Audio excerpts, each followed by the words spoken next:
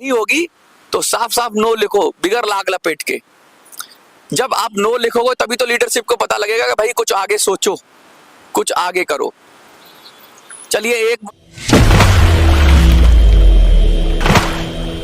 EPS 95 एक ऐसा मुद्दा जो सालों से लटकता आ रहा है, सालों से पेंडिंग है और बहुत प्रयास हुए या प्रयास करते हुए दिखे गए लोग, लेकिन अभी तक इसका कोई हल निकला नहीं है।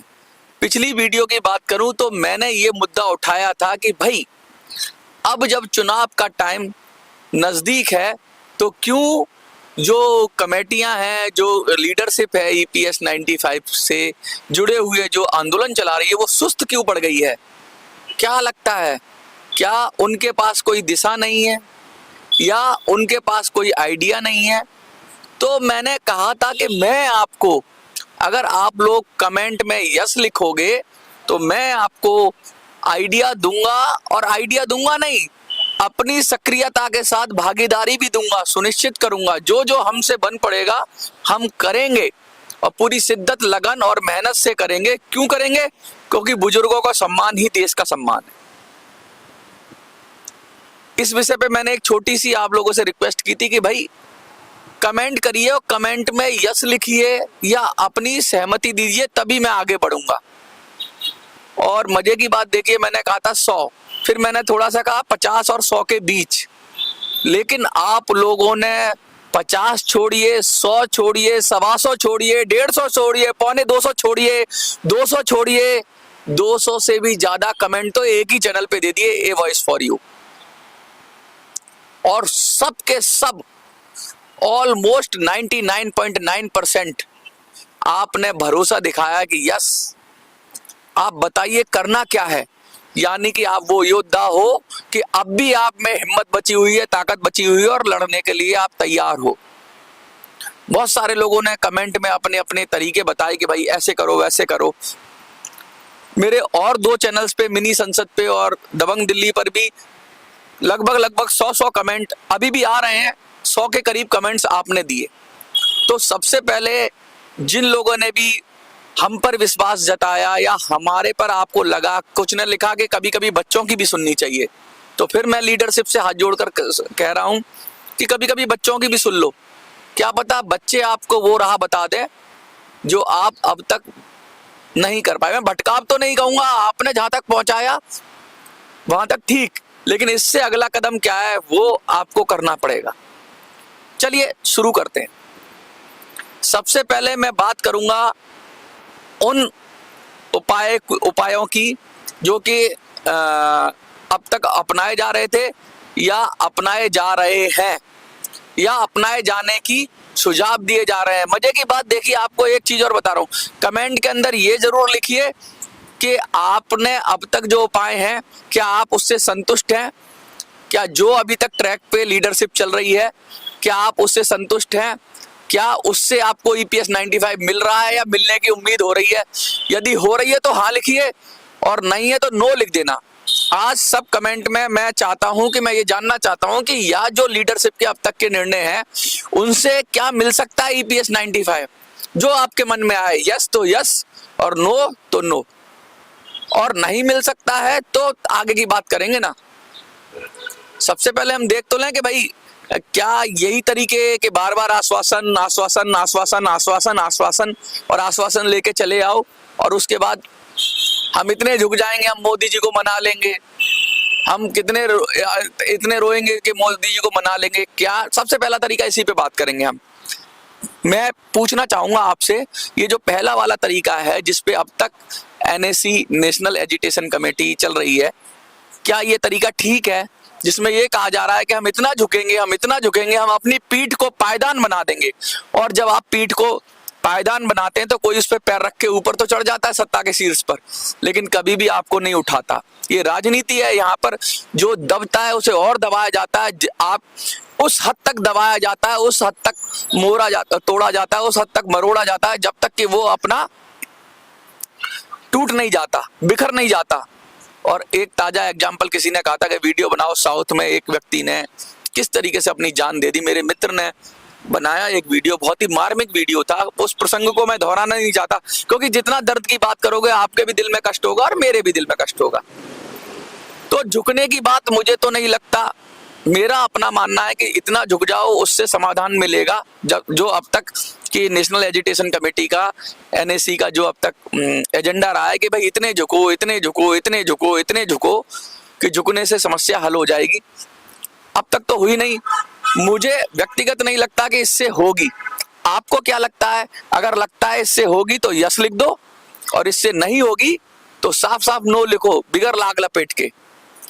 जब आप नो लिखोगे तभी तो लीडरशिप को पता लगेगा कि भाई कुछ आगे सोचो, कुछ आगे करो।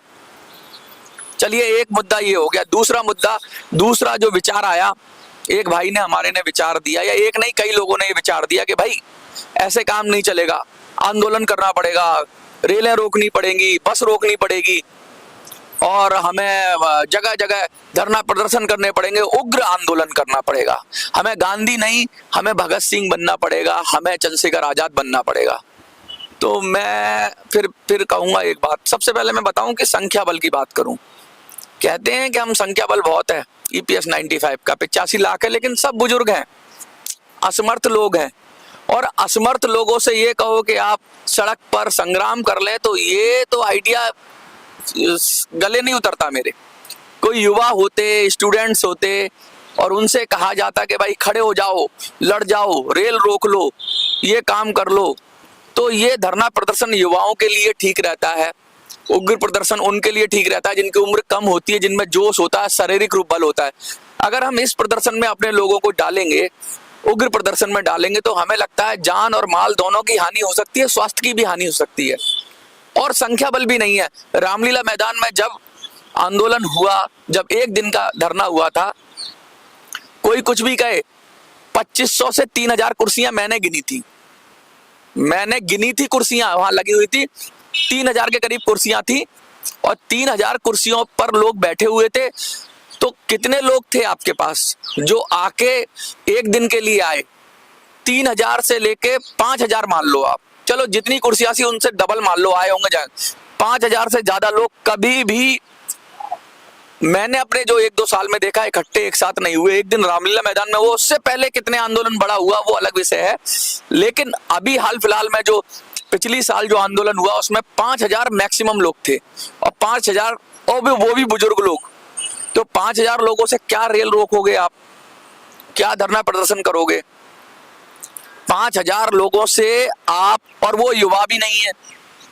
तो ये जो दूसरा आइडिया है, ये दूसरा आइडिया भी तर्क संगत नहीं लगता, या युक्ति संगत नहीं लगता, या वो तरकीब नहीं, जो ट्रिक नहीं है जिससे कि हमारी समस्या का समाधान हो जाए। ईपीएफओ को घेरने की बात कर रहे हैं कुछ लोग, ईपीएफओ को घेरने की बात कर रहे हैं। तो ईपीएफओ को घेरेंगे तो डिस्ट्रीब्यूटेड एक जगह घेरेंगे, तो एक ऑफिस पे प्रदर्शन करेंगे, पुलिस डिटेन कर लेगी। और कितने घेरते हैं? 50 से 60। तो ईपीएफओ घेरने वाला आइडिया भी इतना जबरदस्त नहीं है, क्योंकि वो पहले कर चुके हैं, ये सारे तरीके आप पहले आजमा चुके हैं, और आजमाए हुए तरीकों को आप कह सकते हो थोड़ा इसमें इनहेंस कर देंगे, थोड़ा और बेहतर कर लेंगे, और बेहतर तरीके से किया जा सकता है। लेकिन जो तरीके आजमाए जा चुके हैं, क्या पता उतना बेहतर ना हो पाए अब जितना पहले हो गए, क्योंकि पहले जोश ज्यादा होता है, दोबारा वही चीज रिपीट करते हो तो उतना मजा नहीं आता। तो कहने का मतलब है ये जो 3 तरीके मेजर है, ईपीएफओ का घेराव, और दूसरा कि इतना झुकेंगे सरकार के सामने, इतना झुकेंगे कि वो मान जाएगी, ये वाला तरीका, और तीसरा उग्र प्रदर्शन का तरीका। मेरी नजर में ये तीनों तरीके ठीक नहीं है। अगर आपको ठीक लगते हैं तो यस लिख दीजिए, वरना नो लिख दीजिए। कमेंट में आपको लिखना जरूर है। देखिए, जब आप लिखोगे नहीं तब तक मुझे कैसे पता चलेगा? ये मेरा विश्लेषण है कि ये तरीके ठीक नहीं है, या ये तरीके आपको नहीं दिला सकते ईपीएस 95। तो 3 तरीके मोटी मैंने डिस्कस किए हैं। एक और मजे की बात बताऊं, टोटल करीब 350 कमेंट आए हैं, और 350 कमेंट में से एक आदमी ने हल्का सा इशारा किया है। ये आपको ढूंढना है कि कौन से कमेंट में है जो तरीका मैं चाहता हूं, उस तरीके पे हल्का सा एक व्यक्ति ने इशारा किया है, और वो पहुंचा है, लेकिन अभी भी वो पूरा नहीं पहुंचा। लेकिन हाँ, 25% से लेकर 30% तक उसने आइडिया दे दिया कि हमें ये करना होगा। लेकिन अब वो क्या करना होगा मैं अभी आगे बताऊंगा। इसके बाद हम और तरीकों पे भी डिस्कस करेंगे और चीजों पे भी बात करेंगे। लेकिन बात करने से पहले क्या आपको लगता है, मैं फिर दोहरा रहा हूं, क्या आपको लगता है ये जो 3 तरीके मैंने बताए, क्या ये 3 तरीके आम बोलचाल में डिस्कस हो रहे हैं, क्या ये ठीक है? यस तो यस लिख दीजिए कि भाई इसी से मिलेगा, तो चल ही रहा है 8 साल से 10 साल से। अगर इससे नहीं मिल रहा है तो एक बार नो लिख दीजिए, से सेंट्रल लीडरशिप को भी पता चले भाई कि आपके तरीकों में कुछ ना कुछ प्रॉब्लम है, कुछ ना कुछ दिक्कत है, क्योंकि ये तरीके सारे आप आजमा चुके हैं। एक चौथा बड़ा तरीका अब आ रहा है हाल फिलहाल। कुछ लोग कहते हैं साहब नोटा में बटन दबा देंगे, मैंने सुना नोटा में बटन दबा देंगे, वोट काउंट नहीं होगा। एक दूसरा और कहा है कि चुनाव का बहिष्कार करेंगे। दोनों एक ही चीज है। चुनाव का बहिष्कार करना यानी चुनाव में वोट देने नहीं जाना, ठीक है, या नोटा पे बटन दबा देना यानी आपका वोट काउंट नहीं होगा, वो नोटा में काउंट हो जाएगा। और लेकिन आप क्या कह रहे हो कि नोटा क्या सिर्फ ईपीएस 95 के लोग ही नोटा में बटन दबाएंगे? बहुत सारे अलग अलग कारणों से नोटा में बटन दबाएंगे। तो कभी आप ये नहीं कह पाओगे कि ये जो हमने नोटा वाला जो वोट था वो ईपीएस 95 का था। वो तो कहेंगे पता नहीं किसने वोट दे दिया। तो ये भी आपका तरीका काउंट होने वाला नहीं है। और इससे होगा क्या, जो हमारा पॉलिटिकल सिस्टम है उसमें एक सिस्टम है फर्स्ट पास्ट दी पोस्ट। आप वोट देने जाओ मत जाओ, सरकार तो सदैव ये चाहती है कि लो वोटिंग हो, कम वोटिंग हो। कम वोटिंग से क्या होता है, सरकार को अपने वोट तो उनके देने जाएंगे, जो उनको प्यार करते हैं या जो उनको पसंद करते हैं वो वोट देने जाएंगे, और जो उनका विरोध करते हैं वो वोट देने ना जाएं। सरकार तो यही चाहती है, जिससे उनका काम और आसान हो जाए। तो क्या आप अपनी मांग मनवाना चाह रहे हो या उनका काम आसान करना चाह रहे हो? अगर आप वोट देने नहीं जा रहे हो तो उनको अगर 5 वोट भी मिलते हैं ना और वो विनर बन जाते हैं तो वो एमपी और एमएलए या जो भी है वो बन जाते हैं, उसमें आप कुछ नहीं कर सकते। तो वोट देने या वोट का बहिष्कार करने से किसी को कोई फर्क नहीं पड़ता। और एक बड़े सीनियर लीडर ने मुझसे कहा था, मैं नाम तो नहीं बताऊंगा आपका, आपकी टॉप लीडरशिप में से है, जो 4-5 लोग हैं, उन्होंने कहा था कि हमने बड़े बड़े नेताओं से बात करी तो उन्होंने साफ साफ कह दिया आपके वोट की जरूरत है नहीं, हमें दो या मत दो। उतने बड़े नेता को, आपके राष्ट्रीय स्तर का नेता है, उसने मुझे बताया, ये वो भी सुन रहे होंगे, तो उन्होंने जब बड़े नेताओं से बात करी, सरकार के बड़े नेताओं से, उन्होंने साफ साफ कहा कि ईपीएस 95 के वोट की जरूरत हमें है नहीं, दो या मत दो। तो अब क्या करोगे आप? ये नकारात्मकता जो फैली हुई है, जो अब ये कह रहे हैं कि हम बहिष्कार कर देंगे, इससे क्या हासिल हो जाएगा? इससे कुछ हासिल नहीं होना है। सरकार की सेहत पे कोई फर्क नहीं पड़ता है कि आप वोट नहीं देते हो। तो एक आदमी बोला, यार अगर हम वोट नहीं देते हैं तो अब हम क्या करते हैं, हम वोट ही देते हैं और हम सरकार को हराते हैं। एक और नया आइडिया आया। अभी तक मैंने 4 आइडिया डिस्कस किए, चारों मुझे तो लगता है बेकार हैं। मेरी पर्सनल ऑब्जर्वेशन है कि चारों आइडियाज बेकार है। वो चाहे वोट का बहिष्कार करना हो, चाहे वो सरकार के सामने गिड़गिड़ाना हो, चाहे वो रेल रोकना और ये उग्र प्रदर्शन करना हो, और चाहे वो जो मैंने अभी चौथा आइडिया बताया ईपीएफओ का घेराव करना हो। ये चारों आइडिया बिल्कुल बोगस हैं और इनसे कुछ निकलने वाला नहीं है, क्योंकि इन्हें हम भूतकाल में भी आजमा चुके हैं। सिर्फ वोटिंग देने वाला बात कहिए तो सीधा सीधा मैंने अभी बता दिया कि आपके नेताओं को ही इन पर भरोसा नहीं है। आपकी टॉप लीडरशिप को, उस लीडरशिप को जो नेतृत्व करती है ईपीएस 95 का, उनको खुद भरोसा नहीं है। क्योंकि जब उन्होंने नेताओं को डराने धमकाने की कोशिश की कि हम वोट नहीं देंगे, तो नेताओं ने साफ साफ बोल दिया, वो अपने मुंह से बोल रहे हैं कि जाओ, चले जाओ, पूछ लो आप अपने लीडर से। और फोन घुमाओ अपनी लीडरशिप को, अपने नेताओं को, भाई कर क्या रहे हो, कर क्या रहे हो, आप कहां जा रहे हो, किधर जा रहे हो, क्या है आपके पास कोई आइडिया? और नहीं है आइडिया तो फिर सुनो ना दूसरे की, जनता की सुनो ना। जनता परेशान है, लोग मर रहे हैं, और आप लोग भाई पुराना ढर्रा पकड़े हुए हो कि हम तो इसी तरीके से चलेंगे। ये तो नू ही चलेगी, तो नू ही चलाते हुए 10 साल हो गए, 8 साल हो गए, अब नू ही चलेगी तो काम बनने वाला नहीं है। आपको लगता है तो यस लिख दीजिए, और नहीं तो नो लिख दीजिए। नो लिखकर अपनी बात शुरू करिए, कमेंट में आप नो लिखकर अपनी बात शुरू करेंगे तो मैं आगे बढ़ूंगा। टोटल 4 तरीके हैं, अब मैं 5वां तरीका बताता हूं। कुछ लोग कह रहे होंगे ये तो अब मेरे मतलब की बात पे आ गया, मैं उसको भी डिस्कस कर रहा हूं। सबर करो, रुको रुको, अभी अभी खत्म नहीं हुई पिक्चर, अभी बाकी है मेरे दोस्त। पांचवा तरीका भी डिस्कस करूंगा।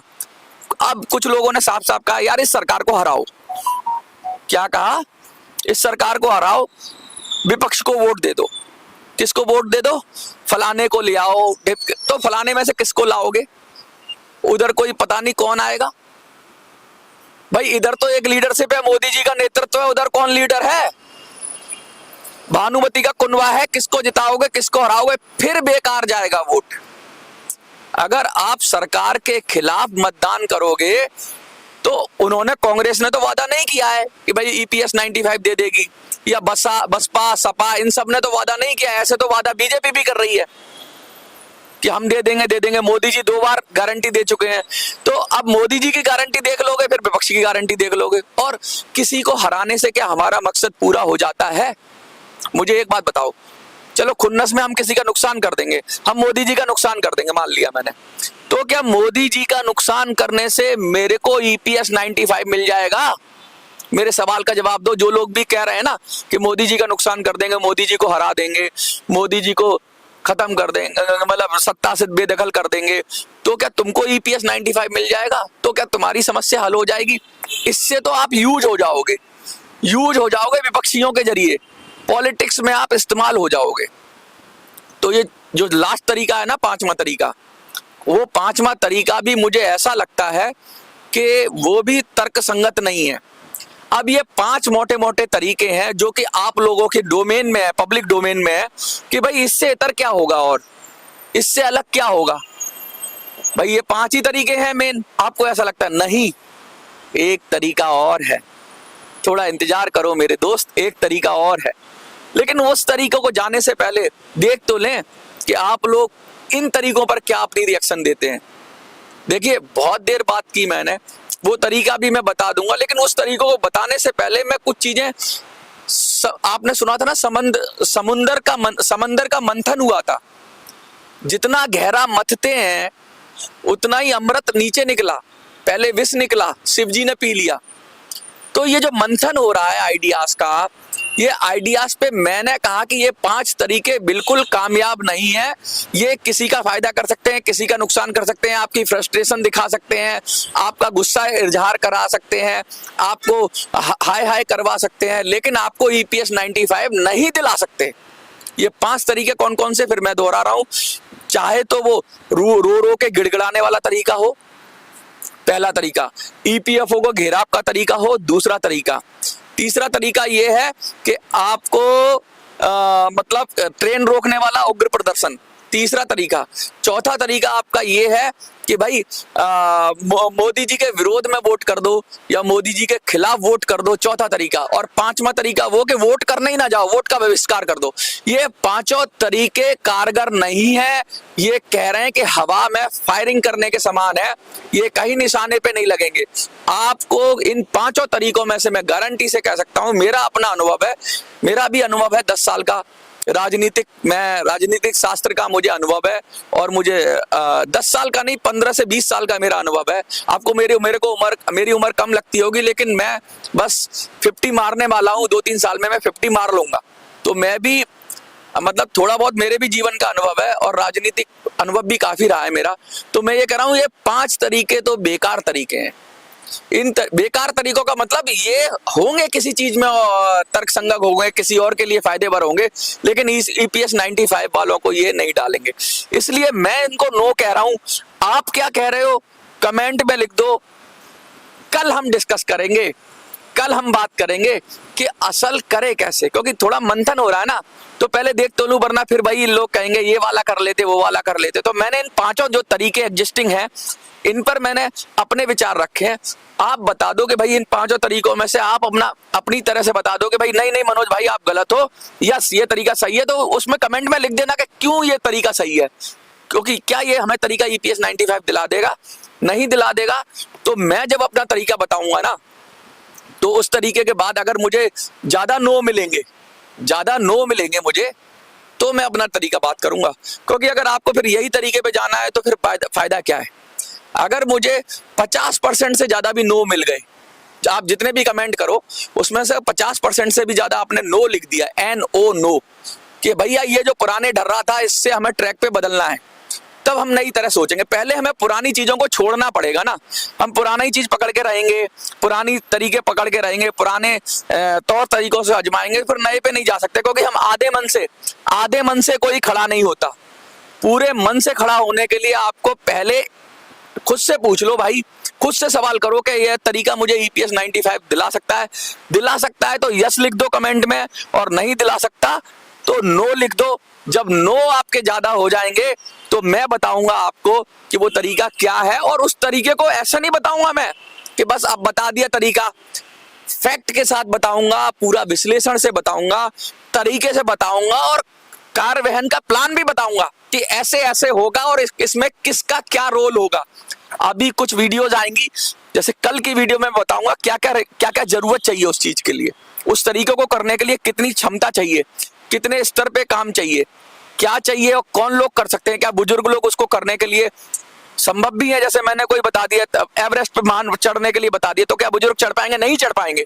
तो वो ऐसा कौन सा तरीका है कि जिससे सांप भी मर जाए और लाठी भी ना टूटे, वो तरीका मुझे लगता है ये वीडियो में मैं डिस्कस नहीं कर पाऊंगा, क्योंकि ये वीडियो फिर बहुत बड़ी हो जाएगी।